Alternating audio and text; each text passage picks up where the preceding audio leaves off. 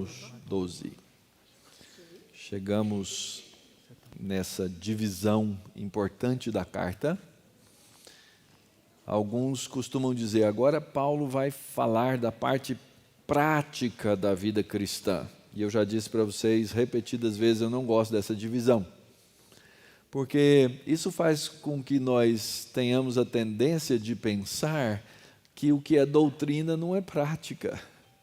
E isso é uma tolice.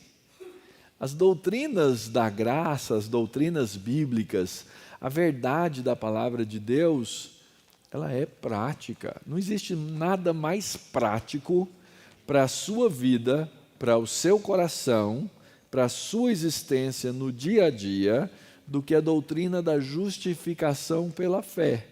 Se você entendeu a doutrina da justificação pela fé, você agora passa a entender do que você foi salvo, você passa a entender para que você foi salvo e como você deve viver uma vez justificado. A mesma coisa sobre a doutrina do Espírito Santo, da obra do Espírito Santo na nossa vida, é obra do Espírito Santo. Não é uma presença estática do Espírito Santo que está em nós e que simplesmente agora, então legal. Não. É o Espírito Santo agindo na vida do seu povo, é o Espírito Santo agindo na vida da igreja, é o Espírito Santo movendo-nos para a santidade. Isso é prático. Então, você diria assim, então, pastor, como é que a gente chama essa segunda parte? Porque fica muito notório que são duas partes na carta e que essa é uma segunda parte. Eu costumo dizer que aqui o apóstolo Paulo vai tratar da parte relacional. Ou seja, uma vez que todas essas verdades práticas já estão presentes na minha vida, como é que eu vou me relacionar com Deus? Então você pode dizer assim, mas então é uma parte prática. É óbvio, mas é diferente Deus dizer que doutrina não é prático. Okay? Esse é o meu grande ponto aqui, quando agora lemos Romanos capítulo 12, os versos 1 e o verso 2 do texto.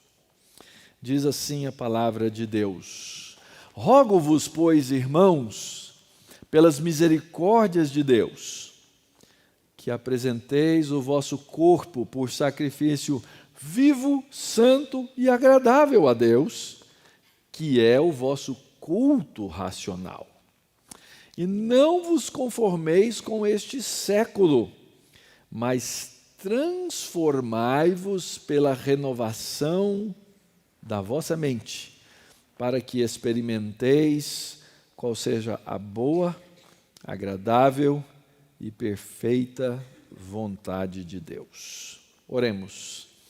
Senhor, nós estamos diante da Tua palavra santa e bendita, e nós confessamos, ó Deus, a nossa inabilidade natural para entendê-la e a nossa necessidade do Espírito Santo, para que uma vez iluminada essa palavra na nossa mente e coração, ela também seja aplicada pelo Senhor às nossas vidas. Dá-nos, ó Deus, condição de entender, de aplicar e de viver dessa palavra bendita. Que as palavras dos meus lábios e o meditar do meu coração sejam agradáveis na Tua presença, Senhor meu, rocha minha, Redentor meu. Amém.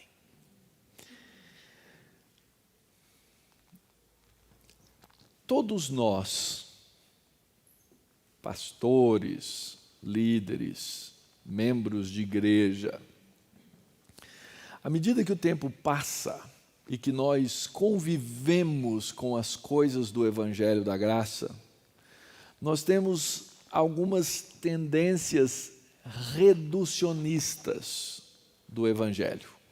A gente começa a pensar em termos do Evangelho entre o que eu posso fazer e o que eu não posso fazer, o que eu devo fazer e o que eu não devo fazer.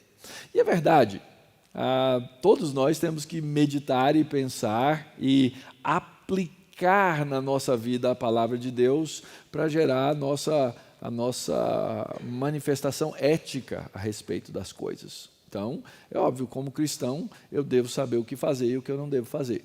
Isso é ponto pacífico.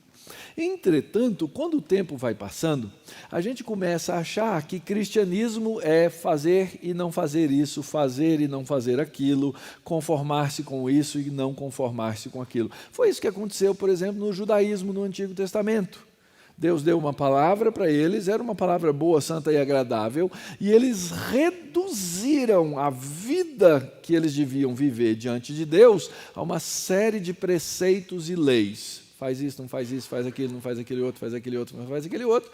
E eles achavam que se eles conseguissem viver naquele trilho do faz e não faz e não faz, eles podiam viver ou ser piedosos e agradar a Deus. E Evangelho não é isso. Evangelho absolutamente não é isso. Aliás, nós temos uma luta constante na nossa vida com essas questões que são colocadas aqui nesse texto. É uma luta que nós temos entre o conformismo e o não conformismo. Entre nos conformar ao mundo e entender o que é o mundo, o que é o século, e não me conformar. Deixa eu dar um exemplo prático.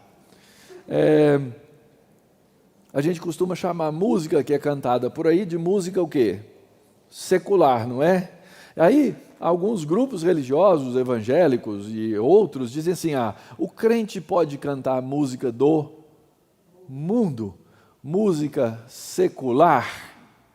E aí a gente vai entrar numa questão, pode ou não pode? Afinal de contas, né, essa geração ali do Kader, da Tânia, né, assim, que gostava dos Beatles, né, puxa vida, você gosta dos Beatles ou não gosta dos Beatles? Não é? Eu cresci ouvindo Beatles, e eu ainda gosto de ouvir Beatles. E de vez em quando eu me pego até cantando alguma música dos Beatles, para o horror dos Beatles, mas tudo bem, não é? Coitado dos Beatles, eu cantar uma música. Mas a gente ouve músicas, a gente consome cultura, a gente consome arte, a gente consome coisas que são do século. E aí vem a pergunta, mas pastor, o texto não está dizendo que eu não devo me conformar com o século? Se eu ouço a música do século, a gente mesmo chama de secular, eu não estou me conformando? Percebem como é uma luta grande que a gente tem para entender qual é o nosso caminho na vida cristã? E eu não quero dar aqui para vocês uma resposta fácil, porque a Escritura não dá resposta fácil. A resposta dá o caminho, a Escritura dá o caminho, a Escritura dá o princípio que eu devo seguir para que eu possa aprender a viver não me conformando ao século, que é exatamente o que o apóstolo Paulo disse antes, que é aprender a me apresentar por sacrifício vivo, santo e agradável a Deus. Então essa é a nossa tarefa nessa manhã, entender esse caminho apresentado pelo apóstolo Paulo, para que a nossa mente não seja conformada, antes nós sejamos transformados. Nós já vimos na carta aos Romanos que ela é dividida em grandes seções. A primeira seção todinha, o apóstolo Paulo mostra como todos os seres humanos, a partir dos nossos primeiros pais, estão condenados porque afrontaram, porque pecaram, porque desobedeceram a Deus, e mesmo tendo consciência, mesmo vendo a revelação de Deus na natureza, e mesmo os judeus que receberam a palavra de Deus, não conseguiam enxergar a Deus. E eles então foram condenados por isso. Na segunda parte, o apóstolo Paulo nos apresenta, capítulo 3, versículo 21 até o final do capítulo 5, qual é a única solução para esse problema do homem. O homem não vai conseguir salvar-se a si mesmo, ele precisa de um Salvador, e ele precisa de um Salvador que seja homem.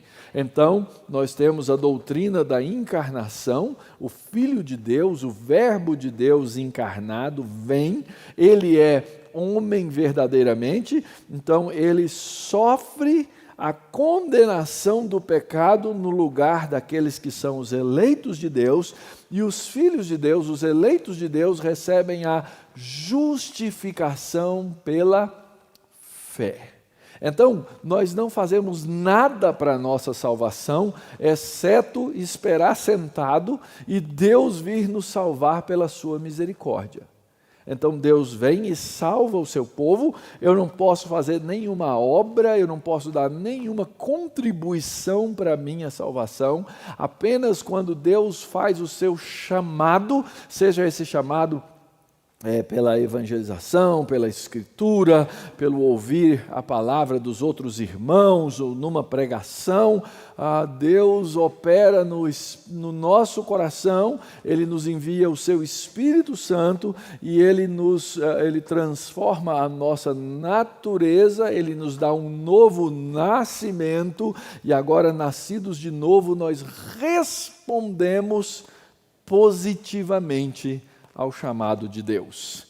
Então, não é errado eu dizer que eu aceitei o Evangelho. Eu aceitei sim. Quando eu fui chamado para aceitar a Jesus Cristo, eu aceitei. Só que eu mal sabia que todas as condições para que eu aceitasse o Evangelho foram realizadas dentro de mim anteriormente. É por isso que eu fui capaz de receber esse Evangelho e aceitar esse Evangelho, porque Deus me deu primeiro a capacidade de ter fé. Se eu não tivesse, eu jamais aceitaria. Então, não é errado eu dizer eu me converti, porque eu me converti mesmo. Aliás, a Escritura é muito clara em dizer o quê? Convertei-vos, mudai os vossos caminhos. Só que antes dessas coisas todas acontecerem, existe a operação de Deus que nos converte. Então, eu me converti, mas eu fui convertido. As duas coisas são reais e verdadeiras. Quando o apóstolo Paulo termina, então, de mostrar essa justiça, ele passa a mostrar como é que nós vamos viver justificados, como é que nós vivemos nesse mundo, diante da realidade do pecado, diante da realidade da nossa natureza dividida, diante das lutas interiores que nós temos, da carne, os problemas com o mundo, as coisas que nos atraem. E então o apóstolo Paulo vai nos explicar, vai nos dizer como é que nós desenvolvemos diante das verdades bíblicas a nossa santificação. Quando o apóstolo Paulo termina isso no capítulo 8, fica uma grande dúvida na mente dos judeus. Mas Paulo, você está dizendo que Deus agora ofereceu a salvação para todo mundo?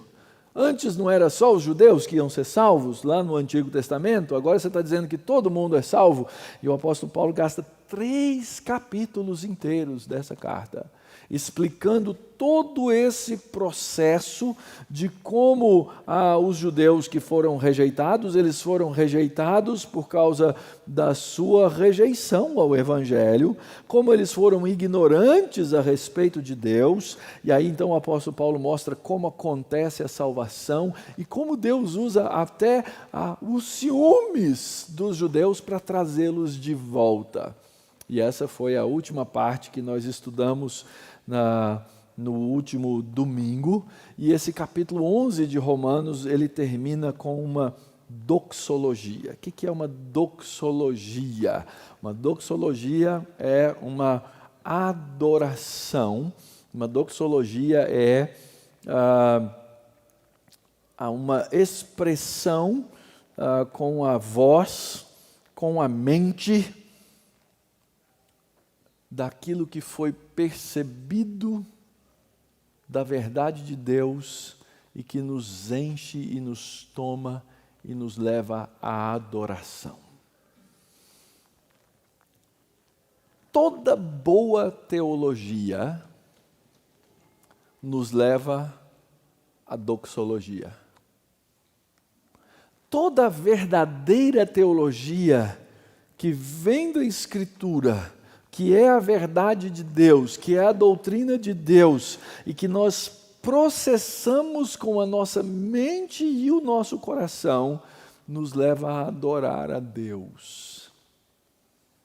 O reconhecimento da verdade, o reconhecimento da beleza de Deus, o reconhecimento da santidade de Deus, que nos humilha e ao mesmo tempo nos leva a adorá-lo. Foi assim que Paulo terminou essa grande sessão da sua carta aos Romanos, quando ele diz: ó, profundidade da sabedoria, tanto da sabedoria como do conhecimento de Deus. Senhor, quão insondáveis são os teus juízos, quão inescrutáveis. Como é que não tem jeito de conhecer? Quem é que podia imaginar que o Senhor ia fazer esse caminho para trazer a salvação? Quem conheceu a mente de Deus? Quem deu conselho para Deus?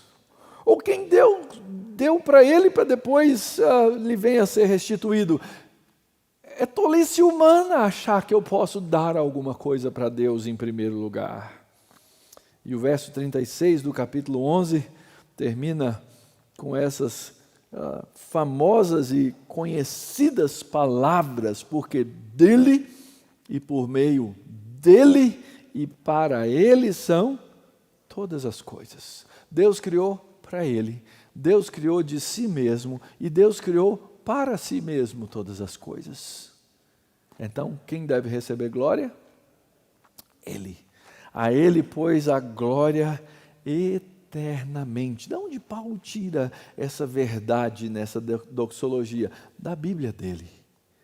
Ele leu Deus criando todas as coisas para o louvor da sua glória no livro de Gênesis. Então ele reconhece que tudo é dele, por meio dele e para ele. E quem é que está no meio dessa história da criação de Deus? Nós, seres humanos. Nós somos de quem? Dele. Nós somos para quem? Para ele. Somos por meio dele. Eu só existo porque Deus assim fez. Eu só existo porque Deus criou. E eu só existo porque Deus criou para um propósito. O cristão é capaz de entender isso. O cristão, ele entende agora que Deus fez toda uma história e que ele agora é parte da história de Deus. Eu sou parte da história de Deus no século 21.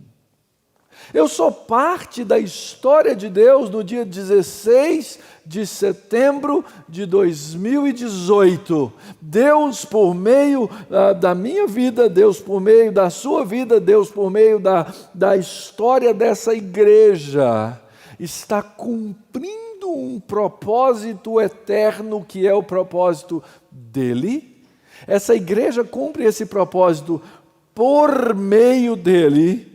E essa igreja cumpre esse propósito para ele.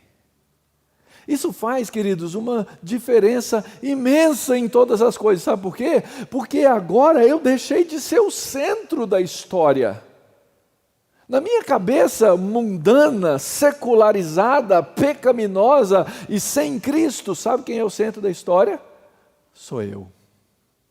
Sabe quem é o centro da minha família? Sou eu. Sabe quem é o centro da minha igreja? Sou eu. Mas em Cristo, essas coisas todas mudaram. Porque eu sou dele, e por meio dele, e para o propósito dele, é que eu fui criado. Que diferença! Que diferença isso faz, ou melhor, que diferença isso devia fazer na sua vida? Que diferença isso devia fazer nos seus relacionamentos? Que diferença isso devia fazer nos seus diálogos, nas suas conversações? Que diferença isso devia fazer quando você está lá na sua meditação, cheio de autocomiseração, dizendo assim: ninguém se importa comigo, ninguém gosta de mim, ninguém presta atenção no que eu digo, e aí você lembra assim: mas realmente ninguém devia prestar atenção em nada dessas coisas, porque tudo é para Ele. Tudo é dele e tudo é por meio dele. Você encontra o seu lugar na história de Deus. E isso valoriza aquilo que você é por causa daquilo que Deus está fazendo na sua vida. Aplica isso, querido. Próxima vez que você for conversar com seu marido, próxima vez que você for conversar com sua esposa, próxima vez que você for conversar com seus filhos, com seus pais e com seus irmãos na igreja, lembra isso. É uma verdade de Deus que precisa estar presente na nossa mente e no nosso coração, que faz toda a diferença. E isso vai gerar o quê? É o que esse texto vai nos ensinar. Começa com um pedido solene do apóstolo Paulo. Ele diz assim: rogo-vos, pois. Não é uma linguagem que a gente usa, né? O dia que eu chegar para você e falar assim: meu irmão, eu rogo para você, pode saber que é um negócio sério. Se eu estou só pedindo é uma coisa, mas se eu rogar, é sério. O apóstolo Paulo, aqui, ele está usando a linguagem de um pedido solene para pessoas, para cristãos, para irmãos, que não mais pertencem a si mesmos, mas pertencem a Deus. Por isso o apóstolo Paulo não precisa nem dar uma ordem, ele faz um pedido mesmo, mas é um pedido solene, urgente e ao mesmo tempo suave, que só pode ser obedecido por alguém que possa ser chamado de irmão. Não adianta você fazer esse pedido para qualquer um que não tenha conhecido a Cristo. Esse pedido ele só serve para os crentes. Esse pedido ele só serve para aqueles que foram totalmente tomados pelo Senhor e agora não tem mais reservas, confiam plenamente na misericórdia de Deus. Aí você pode ouvir esse pedido. Então, esse é um requisito. Se você vai entender esse pedido hoje, depende de quem você é em Cristo Jesus. Você precisa pertencer a Cristo. Você precisa já ter recebido a misericórdia de Deus. Você precisa ter entendido essa verdade de quem você era e quem Jesus fez você ser. Entender que você foi, por exemplo, enxertado na árvore, capítulo 11, que você foi colocado naquela oliveira que vem de Cristo, que você, como o apóstolo Paulo diz na carta aos Efésios, já recebeu toda sorte de bênçãos espirituais nas regiões celestes em Cristo Jesus. Que você foi escolhido por Deus para ser santo, inculpável, irrepreensível perante Ele em amor. Que você foi chamado para essas coisas, para poder cumprir a vontade de Deus. Então, em suma, é o seguinte: depois que você se tornou um cristão, depois que você recebeu a justiça de Cristo, depois que você recebeu o Espírito que habita na sua vida, não tem outro caminho. Aquilo que o apóstolo Paulo vai dizer agora, à vista das misericórdias de Deus, à vista daquilo que Deus te deu, só existe uma resposta que você pode dar a Deus. Qual é a resposta? Apresentar o vosso corpo a Deus. Pastor, não é estranha essa ideia de eu apresentar meu corpo? Até quando eu era jovenzinho era até melhor, né? Mas agora, né? Será que Deus vai aceitar? O que o apóstolo Paulo quer dizer com apresenteis o vosso corpo a Deus? O que o apóstolo quer nos dizer aqui, queridos, é que nós temos que fazer uma entrega completa, uma entrega plena, uma entrega absoluta de tudo o que nós somos diante de Deus. O problema é que a religião contemporânea, ou melhor, de todos os tempos, ela sempre ensinou assim: olha, tira tudo que você puder de Deus, aproveita enquanto dá. E o Evangelho de Jesus ensina: entregue-se absolutamente, totalmente a Deus. Esse é o pedido do apóstolo Paulo. Rogo-vos, pois, irmãos, pelas misericórdias de Deus, que apresenteis o vosso corpo. Isso significa a sua totalidade totalidade. Sabe por quê? Porque você agora entendeu que nem esse corpo que você hoje tem pertence a você mesmo, mas pertence a Deus.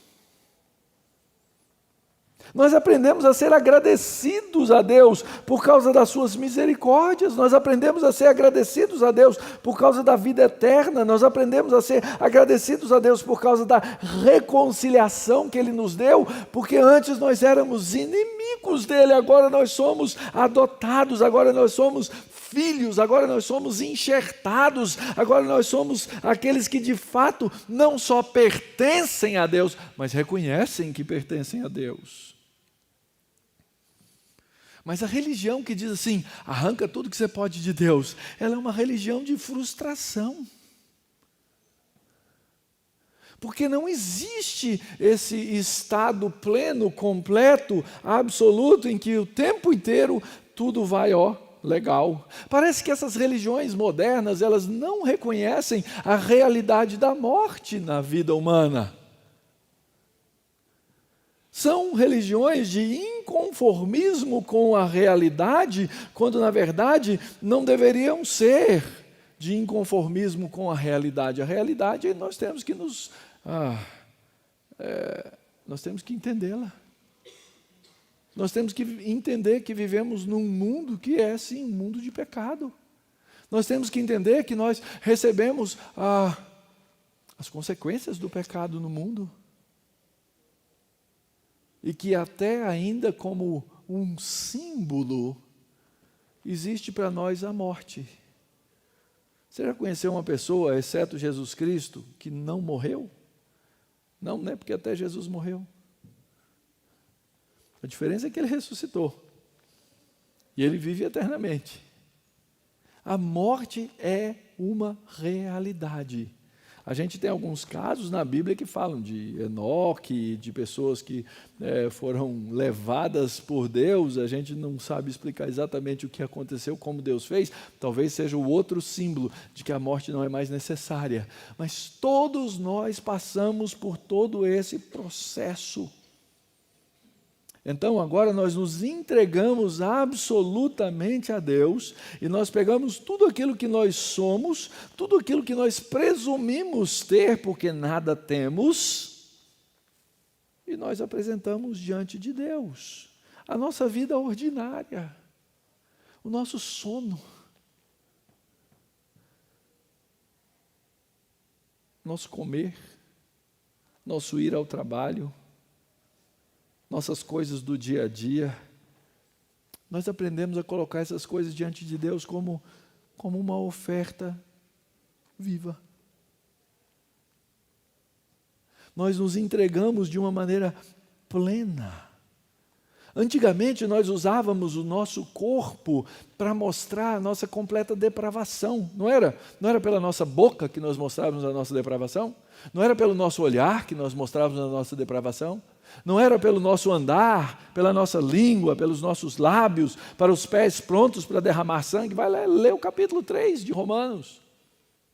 Não há um justo sequer, e isso nós fazíamos com a manifestação inteira daquilo que nós somos.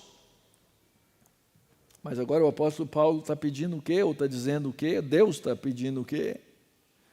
É que esse mesmo corpo, que antes era usado para todo tipo de malignidade, porque a nossa pecaminosidade era demonstrada por meio do nosso corpo, agora ele diz, mostre agora a santidade.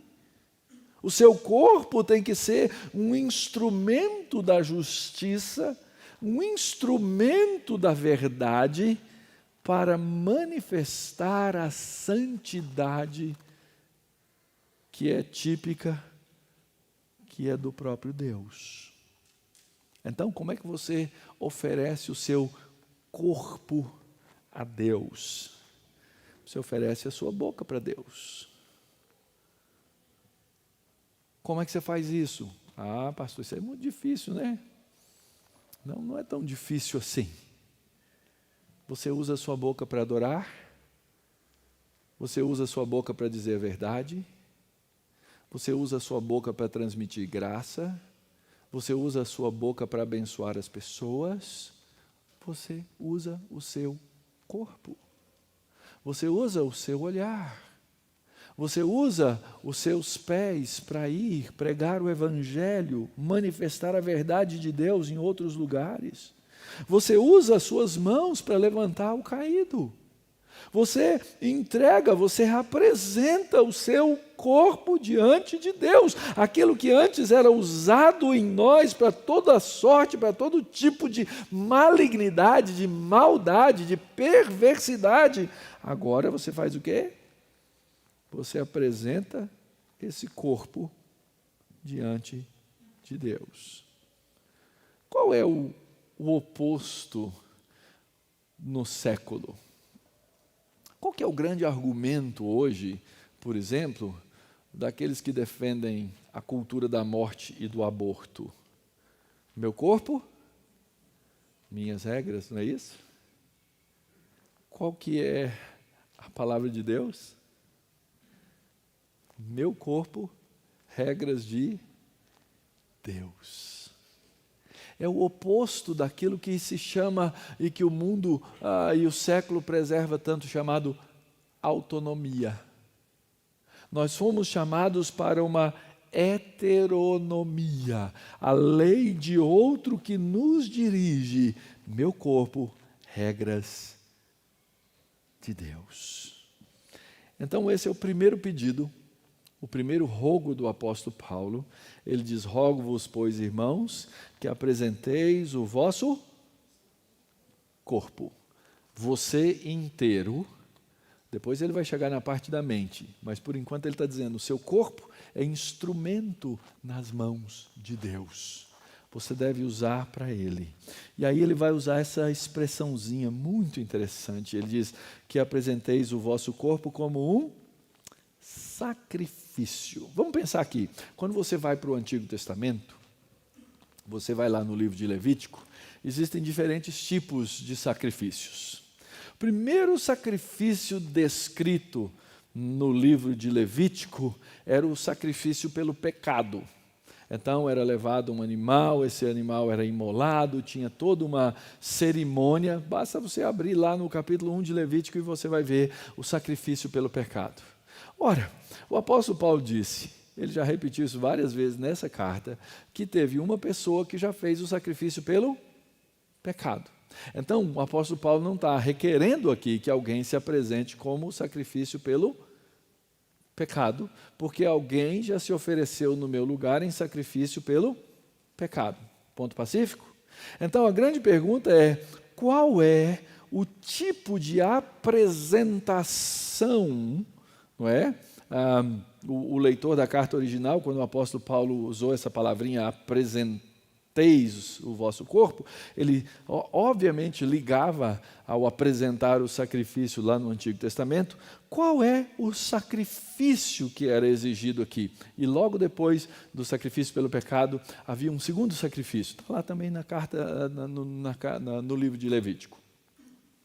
Era chamada a oferta queimada, que nós conhecemos por holocausto. Essa oferta queimada, ela era muito interessante. Ela tinha que ser feita com um animal caro. Não podia ser um animal barato. Tinha que ser um animal que custasse. E ela era queimada completa. A gente sabe que vários sacrifícios, eles faziam sacrifício, até o sacrifício do animal na Páscoa, eles faziam o quê? Eles sacrificavam, mas eles comiam. Outros sacrifícios no templo, eles eram consumidos parcialmente no sacrifício, e o resto era deixado para o sacerdote. Mas esse sacrifício holocausto, ele era queimado inteiro. Esse é o significado da palavra holocausto. Então pegava-se um animal caro, sem defeito, sem mácula, e esse animal caro era levado ao sacerdote, ele era tratado e ele era queimado inteirinho, nada era consumido, nada era usado por ninguém. Isso significa o quê? Era um sacrifício de completa devoção e consagração. Esse é o sacrifício que está sendo aqui nomeado pelo apóstolo Paulo. Tem que ser um sacrifício completo, tem que ser um sacrifício inteiro, porque, sabe por quê, querido? Porque Deus não aceita pedaço do seu corpo. Deus não quer um pedaço seu. Deus não quer uma parte sua. Deus não quer uma fatia daquilo que você é. Deus recebe tão somente um sacrifício inteiro, um sacrifício completo, um sacrifício que seja pleno. Ele não quer uma parte de você. Ele não quer, por exemplo, a sua boca que fala o evangelho e os seus olhos que fazem outra coisa. Ele não quer os seus ouvidos que ouvem a palavra de Deus e as suas mãos que fazem o mal. Ele quer você inteiro. Como crentes no Senhor Jesus, é parte da nossa obrigação apresentar-nos de maneira completa diante de Deus, todo o meu ser, incluindo esse lugar onde mora a minha velha natureza. Ultimamente eu ando gostando de desenhar, não é? Então está aí, a comparação do sacrifício morto e o sacrifício vivo. O sacrifício morto era de um animal. O animal era levado e era colocado como sacrifício. Era usado o fogo para purificar aquele sacrifício, porque aquele sacrifício, uma vez purificado, podia ser recebido. Ele era santificado por uma série de rituais que eram feitos lá, ditos, está tudo descrito lá no livro de Levítico, tudo que o sacerdote tinha que fazer. E ele era, sim, agradável a Deus, mas ele era uma sombra. O sacrifício vivo, o apóstolo diz, é um sacrifício de si mesmo. É um sacrifício que não foi purificado por fogo, mas foi purificado pela cruz. É um sacrifício que não é santificado por rituais, mas foi santificado na ressurreição de Cristo. E aquele outro era agradável por sombras, mas esse sacrifício que agora nós somos chamados a fazer é um sacrifício agradável eternamente diante de Deus. Isso você faz com o seu corpo. Isso você faz com a sua vida, buscando diante de Deus santidade. Então, cada vez que você quer fazer um sacrifício, mas esse sacrifício ele não é um sacrifício de reconhecimento da obra de Cristo, ele é um sacrifício morto. Cada vez que você faz um sacrifício, e esse sacrifício é um sacrifício que reconhece aquilo que Cristo fez primeiro, ele é um sacrifício vivo. Então, Deus, ele exige de nós, sim, sacrifício. Mas um sacrifício vivo. Pastor, como é que é isso? Vou colocar uma situação, você está lá no seu trabalho, você está lá na sua escola, e aparece uma situação difícil com a qual você tem que lidar, e você tem duas opções. Você tem a opção de dizer a mentira e livrar a sua cara, ou de dizer a verdade, mesmo que isso te custe. Você vai optar pelo quê? É a diferença, é o que Deus pede, é o que Deus quer. Que eu use o meu corpo, que eu use a minha boca, que eu use o meu teclado, que eu use a minha caneta para dizer a verdade, não importa o custo. Que eu busque uma vida de santidade por causa de Cristo. É isso que faz com que esse sacrifício seja visto por Deus, porque nós já recebemos o sacrifício purificador de Cristo, que esse sacrifício seja também considerado santo, não é isso que o texto diz? Um sacrifício vivo, que apresenteis o vosso corpo por sacrifício vivo, santo e agradável a Deus. Ou seja, eu faço uma entrega completa da minha vida, uma entrega completa das coisas que eu faço, e isso se constitui em Cristo algo santo. Então, se eu trabalho para o Senhor. Se eu me divirto diante do Senhor. E se eu me alegro com o Senhor.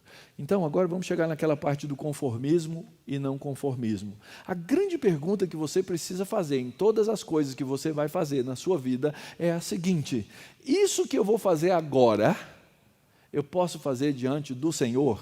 Eu posso pegar, fazer uma coisa e dizer assim, em nome de Jesus, amém? Se você puder fazer essas coisas em nome de Jesus, é um sacrifício completo. Ele é um sacrifício santo e certamente será aceitável, ou seja, agradável ao Senhor. Por quê? Porque é aquele sacrifício que reconhece constantemente a dependência de Deus.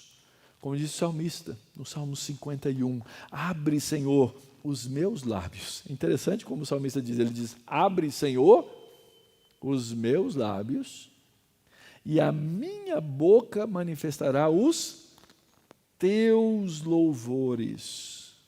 E aí, o salmista Davi, ele faz uma coisa que a gente não espera. Ele diz assim no verso 16 do Salmo 51, pois não te comprases em sacrifícios, do contrário, eu te os daria, e não te agradas de holocaustos. Por quê? Porque o povo fazia aqueles sacrifícios de maneira morta. E ele diz então no verso 17, sacrifícios agradáveis a Deus são o espírito quebrantado, o coração compungido e contrito. Não desprezarás, ó Deus. Deus quer sim, querido, o seu sacrifício. O Evangelho é o que nos motiva e nos liberta para viver uma vida que seja agradável diante do Criador. É por causa do Evangelho que as coisas que eu faço podem ser santificadas. E esse sacrifício tem que ser inteiro.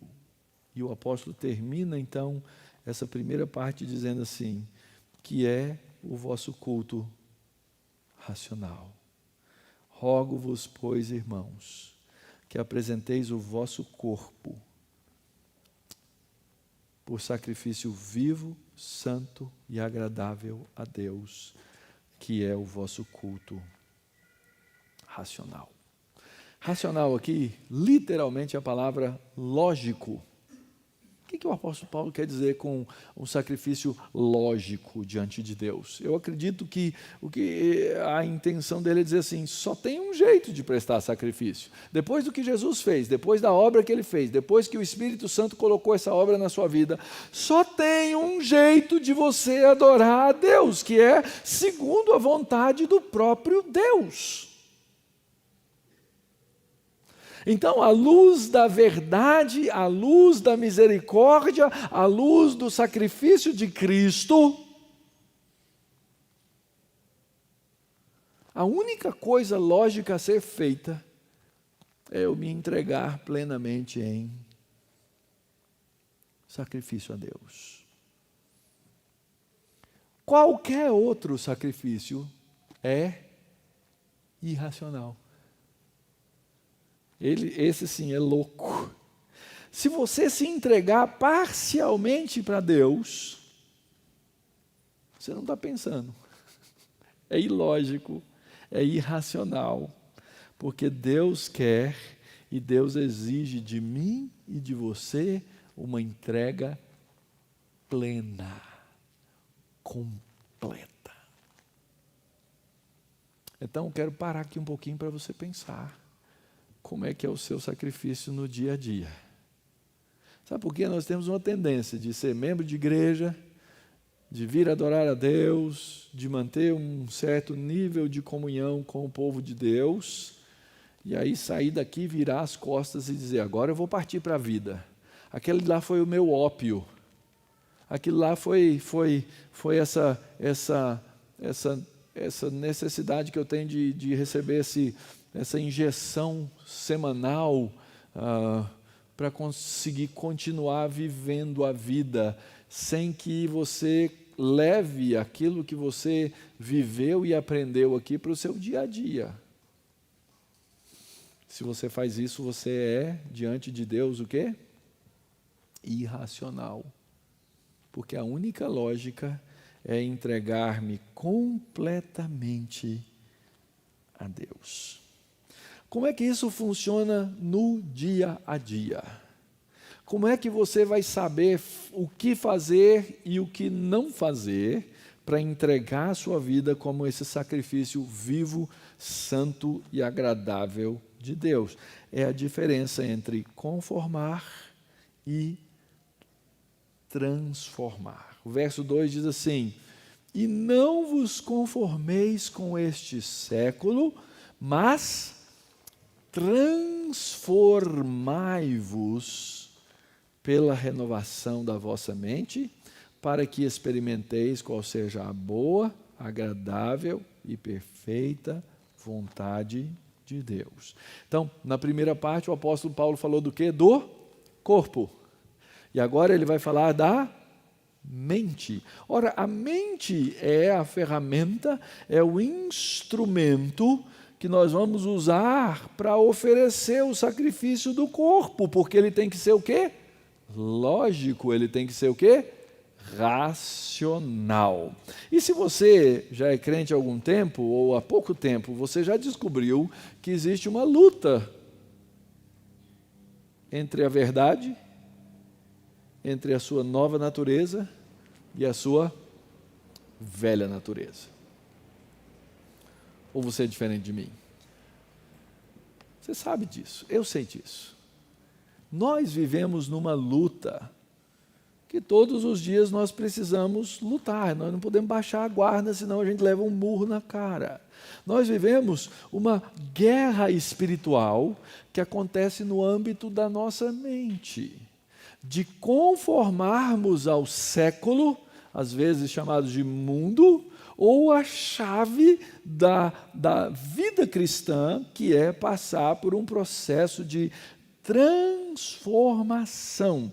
Literalmente, o que o apóstolo Paulo está dizendo aqui é: não entrem no esquema do século. Essa é a palavra que é usada lá na língua original.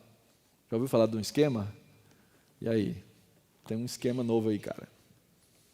Esse esquema, essa formação, essa conjunção, esse esquema do mundo, o esquema do século, é a maneira do mundo pensar, alimentada por aquele que pretende dominar o mundo de pecado, que é Satanás, e que conduz os homens para o pecado. Isso, gente, nos rodeia aqui. Isso nos rodeia em todos os lugares aonde a gente vai. O pecado está na nossa porta.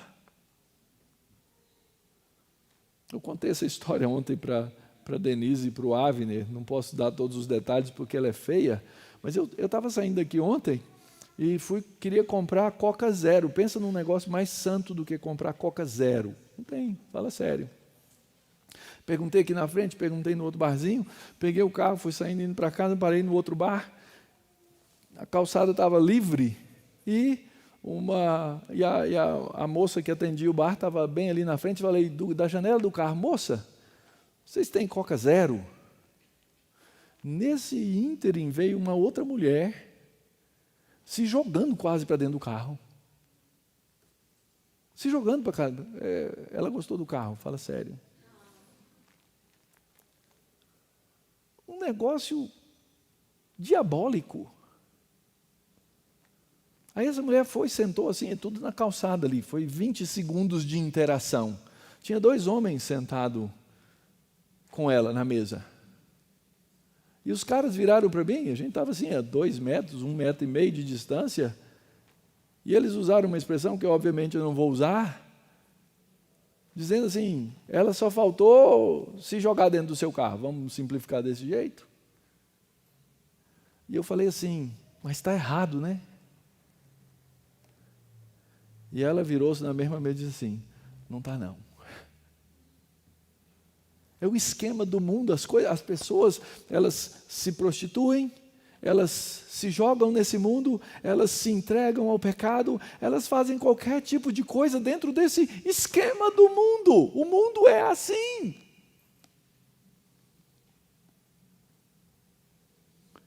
O mundo, ele é armado para que nós, olhando para ele, pensemos, deve ser bom. E pensando deve ser bom, nos conformemos às suas ideias. Mas isso é um exemplo. Os exemplos são muitos. Nossas mentes, elas são cativas, elas são diariamente expostas a todo tipo de corrupção, a todo tipo de maldade, a todo tipo de entrega do coração para fazer o mal. Nossas bocas são guiadas por uma cultura que só fala sujeira, que só fala palavrão. E hoje eu vejo os crentes usando os palavrões da maneira mais normal do mundo. Por quê? Você já viu palavrão cheiroso? Você já viu palavrão que não evoque o que é ruim? Você já viu que 90% dos palavrões ou mais, eles são voltados à sexualidade humana? Já viu isso? Existe palavrão bonito, mas eles se tornaram aquilo que é normal na nossa boca. E aí a gente manda os outros para todo tipo de lugar. Como se isso fosse uma coisa que pudesse produzir o bem. Nós vivemos num mundo onde os cristãos estão cada dia mais envoltos no esquema do século. E o pior, eles argumentam a favor disso. Eles usam a lógica da mente, dizendo, não, você está sendo pudico, você está sendo puritano, você está sendo aquilo ou aquele outro. Quando, na verdade, é um esquema de fato que funciona na nossa mente. E quando nós nos vemos dentro dessas coisas engendradas por Satanás, nós nos submetemos às suas artimanhas, e o grande resultado final é que a gente pode acabar vivendo como o diabo gosta. O que o apóstolo Paulo está ele usa aqui aquilo que a gente chama de um imperativo passivo. Não vos deixeis envolver por esse século. Não deixa que o mundo te envolva. Não deixa que o esquema do mundo te tome. Não se deixe vender pelas ideias que são colocadas na televisão, pelas ideias que são colocadas na sua escola, lá na sua faculdade, lá no seu trabalho, lá nos textos da internet. Cuidado! Porque, na maioria das vezes, nós somos envolvidos sem perceber. E, às vezes, são necessárias horas e horas e horas e horas de conversa para convencer um cristão de que ele está errado, porque se deixou envolver por um esquema do mundo. São os valores do mundo, são os valores do século, que são diametralmente opostos ao valor do reino de Deus. Você precisa lembrar de algumas coisas. Quando a gente fala de século ou mundo, nós precisamos entender que tem alguém por trás dele. E esse alguém se chama diabo. E o diabo é o pai da mentira. O diabo vive nas trevas. O diabo odeia a Deus e odeia o povo de Deus. Nós somos o oposto. Nós amamos a verdade. Nós vivemos na luz e nós amamos a Deus.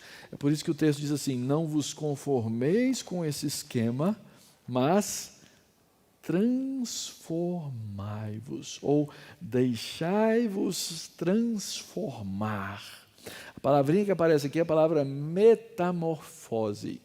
Eu não sei se Paulo conhecia ou se os gregos da época usavam metamorfose para esse exemplo que eu vou dar, mas certamente emprestando da biologia contemporânea, ok? E o uso que fez, esse é o melhor exemplo que eu consigo achar, que é a famosa transformação da lagarta na borboleta. Você vai concordar comigo. Borboleta não é uma lagarta de asas. Concorda comigo? Uma lagarta é muito diferente. Aliás, a maioria das pessoas morre de nojo de quê? Da lagarta e acha linda as borboletas.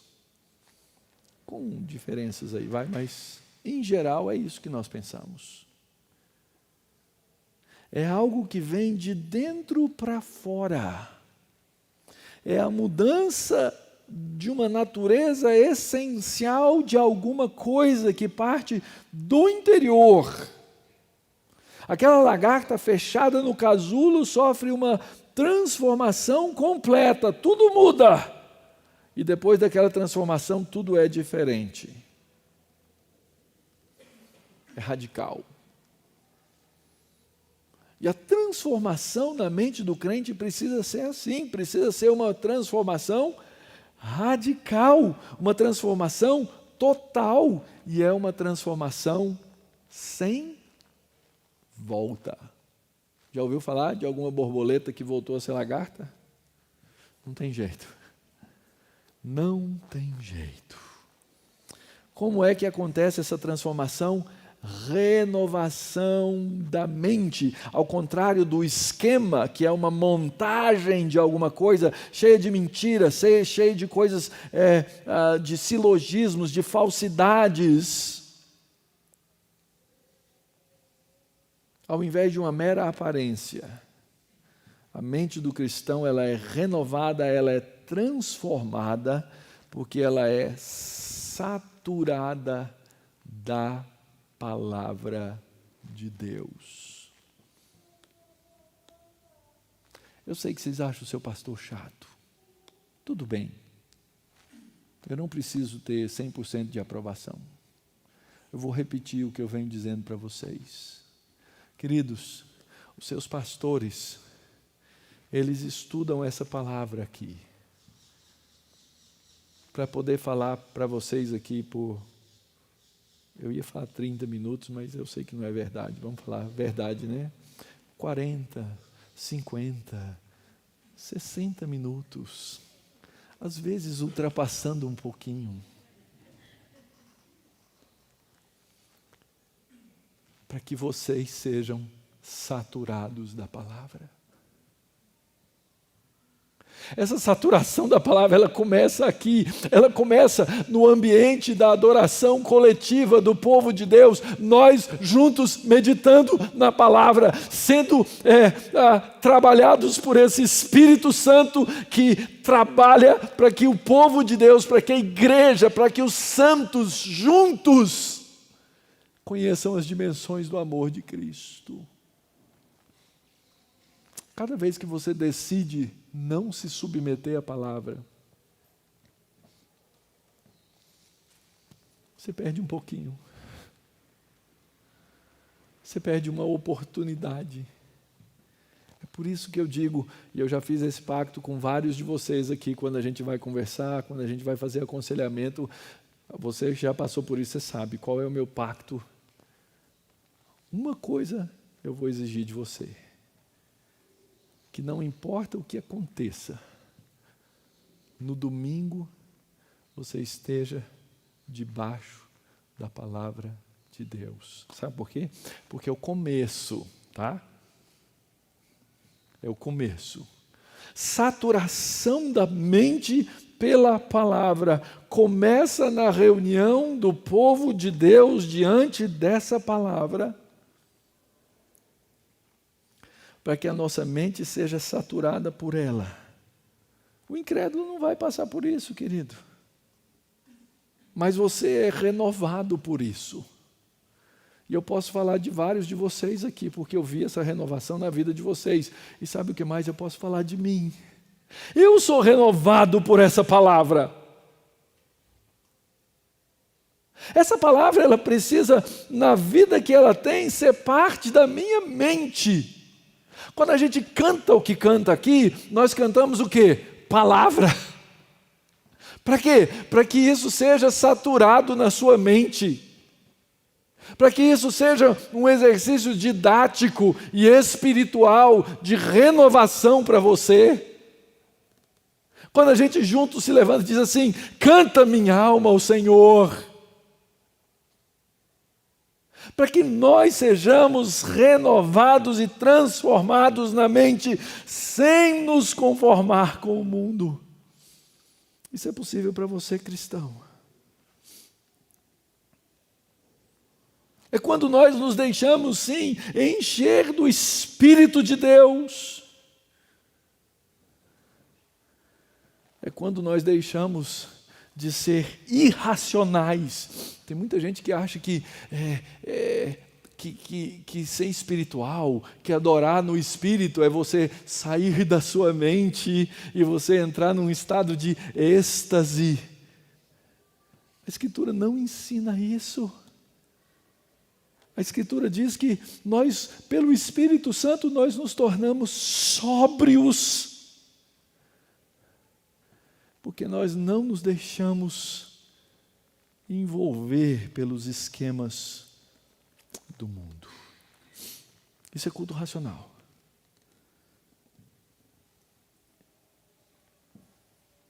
E isso nos traz uma experiência singular. Como é bom o culto racional, sabe por quê? Porque nós aprendemos a vontade de Deus. No dia que seu pastor não puder dizer para você: olha, isso aqui é a vontade de Deus, e isso não vier da Escritura, ele disser isso fora da palavra de Deus, rejeita em nome de Jesus Cristo, cai fora. Pode ser eu. Cai fora. Porque na palavra de Deus nós experimentamos a vontade de Deus e nós experimentamos, sim, o culto racional, ele é de experiência.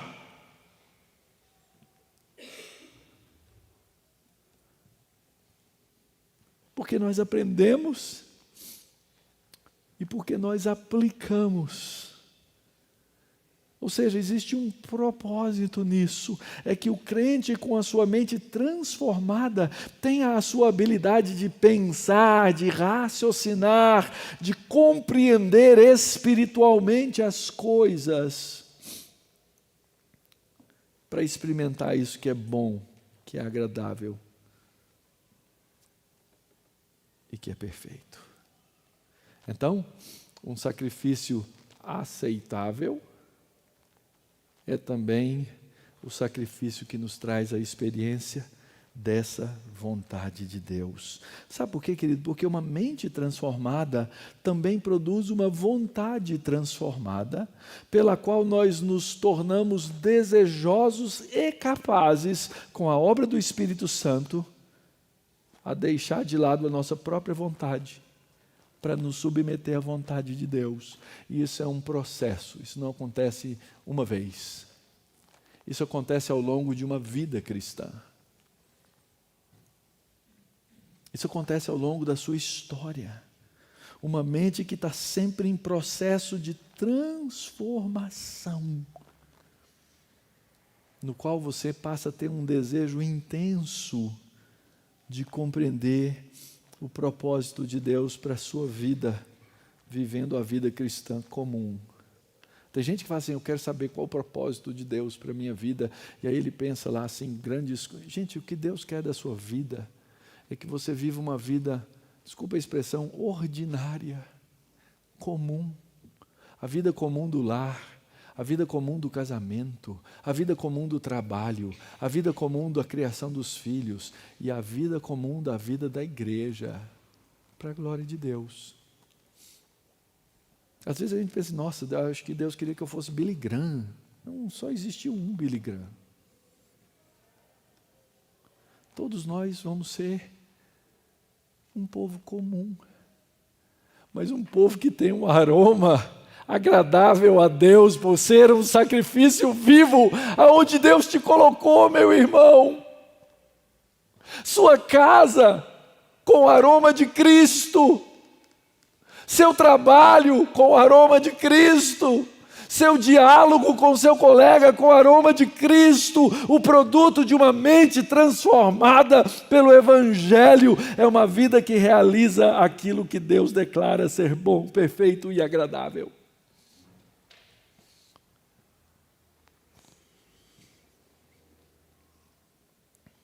Esse deve ser o alvo do nosso sacrifício de culto, aqui hoje e no nosso dia a dia. E queridos, esse é o sacrifício da religião da graça.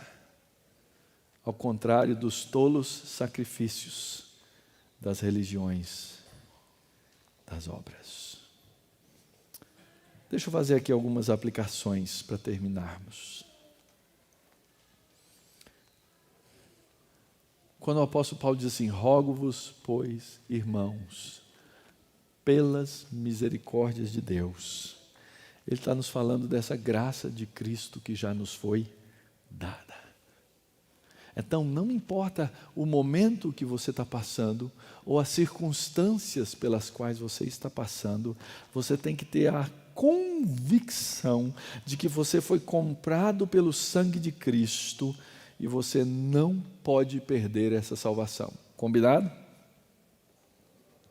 Eu gosto tanto de reafirmar vocês na graça. Sabe por quê? Porque eu me reafirmo na graça quando eu faço isso. Sabe por quê? Porque eu conheço um tal de Mauro. Eu sei quem ele é. Eu sei as lutas que ele tem. E eu sei que ele precisa da graça. E eu sei que você também precisa, irmão. Tenha certeza, essa salvação, conforme nos foi dita lá no capítulo 8 de Romanos, ela não pode ser perdida. Nada pode te separar do amor de Deus que está em Cristo Jesus, nem você mesmo. Primeira coisa. É essa compreensão que vai te levar a um sacrifício que vem de uma motivação indescritível. Eu estou disposto a esse sacrifício vivo porque eu recebi uma graça que é indizível. E se você está aqui hoje, você é crente, você já recebeu essa graça. E o seu sacrifício, ele não para, porque ele é vivo e ele é fruto de uma transformação radical da sua mente.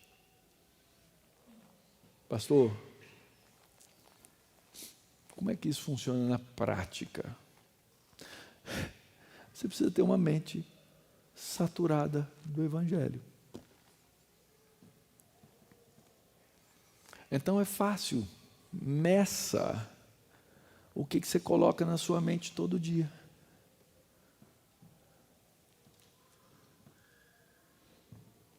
Meça o que você canta todo dia.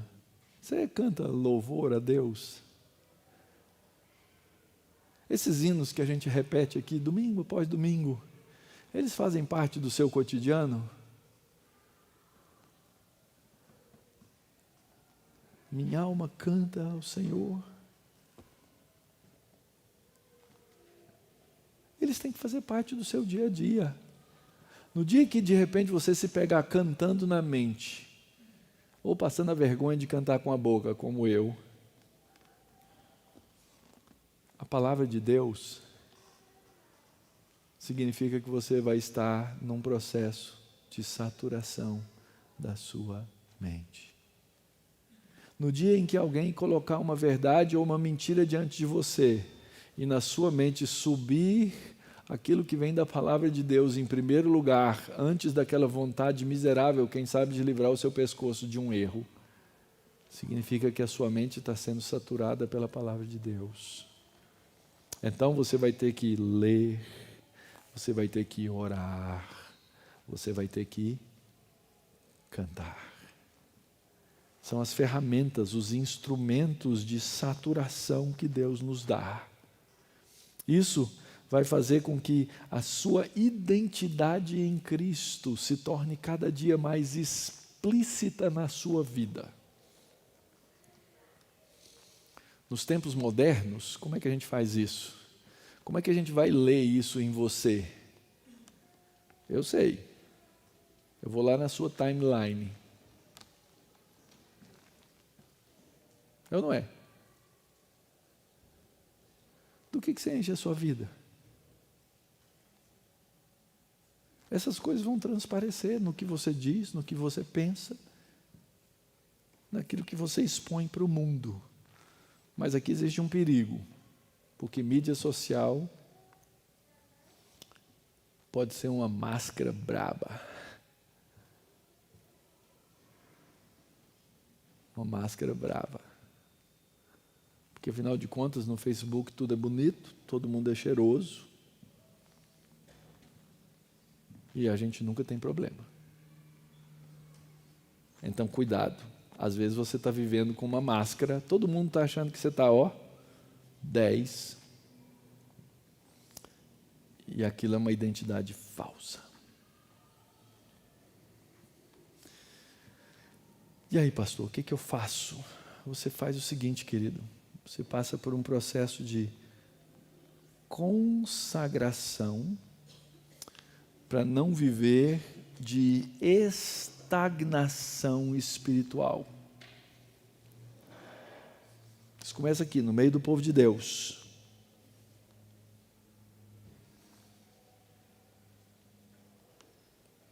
Você tem que ter um coração aceso para as coisas de Deus. Você tem que buscar a misericórdia de Deus. Você tem que lembrar que a única resposta racional que você pode dar a Deus é Cristo vivendo em você mesmo.